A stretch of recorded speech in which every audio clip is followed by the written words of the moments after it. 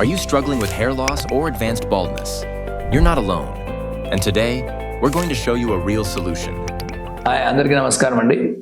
ఈ పేషెంట్కి large bald area ఉంది, ఫెయిర్ స్కిన్ ఉంది, మరియు సిల్కీ హెయిర్ ఉందన్నమాట.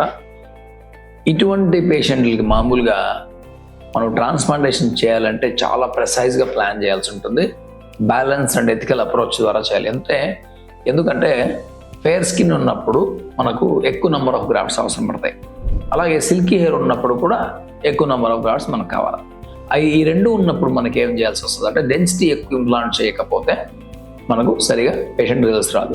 ఇక్కడ డెన్సిటీ ఒకటే కావాలి కదా అని చెప్పేసి ఒక స్క్వేర్ సెంటీమీటర్లో ఎక్కువ గ్రాఫ్ట్ మనం ఇంప్లాంట్ చేస్తే స్కిన్ నెక్రోసిస్ అయ్యి డ్యామేజ్ అయ్యి హెయిర్ రిజల్ట్స్ కంప్లీట్గా ఫెయిల్ అవ్వచ్చు. ఆప్టిమమ్ డెన్సిటీ మనం ఇంప్లాంట్ చేయగలగాలి. సో అందువలన ఈ పేషెంట్లో మనకు లోవర్ హెయిర్ లైన్ తీసుకోలేదు మనం, ఎందుకంటే ఫ్యూచర్లో హెయిర్ ఫాల్ అవుతుందని గమనించి సెకండ్ సెషన్ కంపల్సరీ కావాలి కదా. ఎందుకంటే 1 సెంటీమీటర్ హెయిర్ లైన్ డౌన్ చేయడం వల్ల మనకు 500 నుంచి 650 గ్రాఫ్ట్ వేస్ట్ అవుతుంది.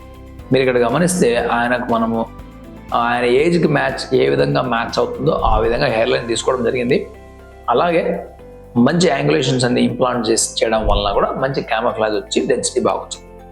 సో ఇటువంటి ఫ్యాక్టర్స్ మనం దృష్టిలో ఉంచుకొని ట్రాన్స్ప్లాంట్ చేసినప్పుడు మనం న్యాచురల్ హెయిర్ లైన్ ఇవ్వాలి, డెన్సిటీని ఇవ్వాలి, ఫ్యూచర్కి మనకు గ్రాఫ్ట్స్ సేవ్ చేయాలి. ఈ 3 పాయింట్లు మైండ్లో ఉంచుకొని చేస్తే ట్రాన్స్ప్లాంటేషన్ ఇతనిలాగా మనకు చాలా బాగా వస్తుంది అన్నమాట. ఇటువంటి ఛాలెంజింగ్ కేసెస్లో మనకు గ్రాఫ్ట్ నెంబర్ ఒకటే ఇంపార్టెంట్ కాదు. మనం ఏ విధంగా గ్రాఫ్ట్ని ఇంప్లాంట్ చేస్తున్నాము, ఎక్కడ ఇంప్లాంట్ చేస్తున్నాము, మనం ఈ సర్జన్కి ఎస్థెటిక్ సెన్స్ ఉందా లేదా, ఎందుకంటే ఇవన్నీ అనలైజ్ చేసే కెపాసిటీ ఉండాలి.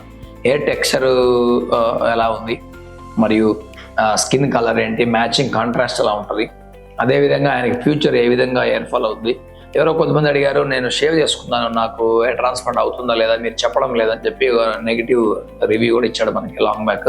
అంటే హెయిర్ సరిగ్గా నువ్వు పెంచుకోకుండా వస్తే సర్జన్కి అర్థం కాదు, ఆ హెయిర్ టెక్స్చర్ ఏంటో కలర్ ఏంటో అర్థం కాదు. కాబట్టి ఇవన్నీ చాలా ఇంపార్టెంట్. ప్రెసైజ్ ప్లానింగ్ చేయాలంటే ఇవన్నీ తెలియాలి. అందువల్ల మీరు గ్రాఫ్ట్ నంబర్ మీదనో లేకుండా కాస్ట్ బేస్ మీదనో ట్రాన్స్ప్లాంట్కి వెళ్ళకుండా మీ సర్జన్కి, ఎందుకంటే ఈచ్ పేషెంట్కి డిఫరెంట్ ప్లాన్ ఉంటుంది, దాన్ని మీరు ఖచ్చితంగా క్యాచ్ చేసి మీ సర్జన్తో కూర్చొని ఫేస్ టు ఫేస్ డిస్కషన్ చేసుకున్న తర్వాత ట్రాన్స్ప్లాంట్ చేసుకుంటే మీకు డెఫినెట్గా ట్రాన్స్ప్లాంట్ బెనిఫిట్స్ ఉంటాయి. Okay, thank you.